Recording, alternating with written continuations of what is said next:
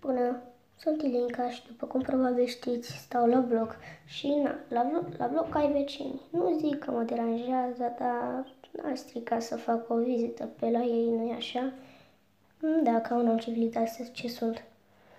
Și na, începem să punem piciorul în prag și nu piciorul ăsta frumos, un picior urât cu bube care pute. Ok, fraților, începem cu etajul.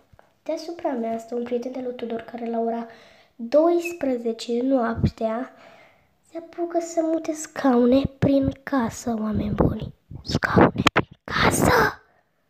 Deci, scaune prin casă. Și face zgâp.